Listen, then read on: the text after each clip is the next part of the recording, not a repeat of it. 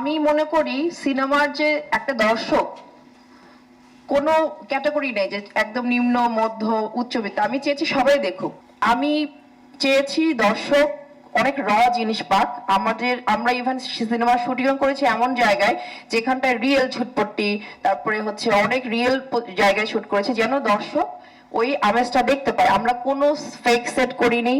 মানে আমরা যারা এই নির্মাণের সাথে জড়িত আপনারা সবাই জানেন আমরা সেট করি, কিন্তু আমি এটা ওই ধরনের সেট করতে চাই নাই যে জিনিসটা ফেক অনুভূতি হয়। কারণ ঝুট মার্কেট এমন একটা জিনিস, চাইলেও আপনি এত এত এত গোডাউন ক্রিয়েট করতে পারবেন না। আমি এফোর্ট কিন্তু এখনই সাকিব খানকে করতে পারবো না, বিকজ আমি এখনো ওই রকম বাজেট পাবো না।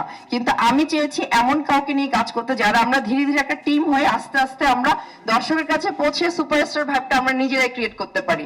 আর আমরা যদি ক্রিয়েট না করি তাহলে তো আসলে ভাই সুপারস্টার আসবে না। মানে আমরা চেয়েছি আপনারা আমাদেরকে সুপারস্টার বানান, দর্শকরাই বানাবে, এবং আমরা সেই গতিতে হাঁটতে চেয়েছি এবং আপনাদের দোয়া নিয়ে হাঁটতে চাই। যদি সবকিছু ঠিকঠাক থাকে আল্লাহর রহমতে আমরা ঈদে রিলিজ করতে চাই, এবং দর্শকের কাছে প্রত্যাশা হচ্ছে সবাই দর্শকরা ছবিটা দেখুন, কারণ আপনাদের জন্যই বানানো। আপনারা না দেখলে আসলে আমাদের এই জিনিসটার কোনো মানেই হয় না। দর্শকের জন্য আমি বানিয়েছি। আমি কখনোই চাইনি এডিট প্যানেলে বসে আফটার দ্যাট আমি শুধু একা দেখি, আমার টিম দেখুক। আমি চেয়েছি দর্শক সবাই দেখুক, আপনারা দেখুক, দর্শক দেখুক, সবাই।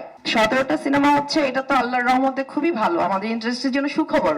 মানে সিনেমা আসা উচিত, এবং আমি চাই সবাই সিনেমা নিয়ে আসুক, আর দর্শকই ডিসাইড করবে কোন সিনেমাটা ক্লিক করবে। কারণ সব রিলিজ হওয়ার পরে কিন্তু আপনি জানেন অনেক রকম মার্কেটিং আছে। ইভেন আপনি যদি পার্সোনালি অ্যাজ এ দর্শকও যায়, হঠাৎ করে কিন্তু কোনো সিনেমা ভালো লেগে গেলে কিন্তু এটা ক্লিক করে।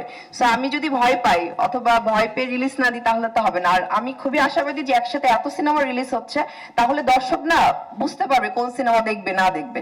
একটা সুপারস্টার সিনেমা যখন হয় কি পরিমাণ বাজেট থাকে, এবং দর্শক ঈদের সময়টাই, যেমন আমি যদি আপনাকে সাংবাদিক বাদ দিয়ে একজন দর্শক হিসেবে দেখি, জনতা, আপনি কিন্তু এই ঈদের সময়গুলোতে বউ বাচ্চা নিয়ে, ফ্যামিলি নিয়ে, গার্লফ্রেন্ড নিয়ে, বয়ফ্রেন্ড নিয়ে ছবি দেখার সময় পান, যেটা আমরা অন্য সময় পাই না।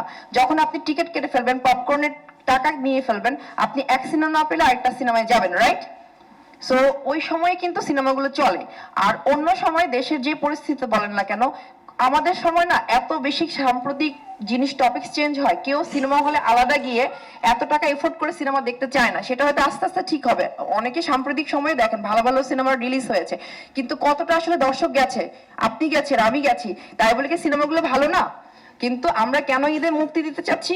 ঈদের সময় সবচেয়ে বেশি দর্শক দেখে, এবং আমাদের উপরে যে ইনভেস্ট করছে, আমরা যদি টাকা ফেরত না দিই পরবর্তীতে হবে না। এটা তো আমাদের পেশা ভাইয়া।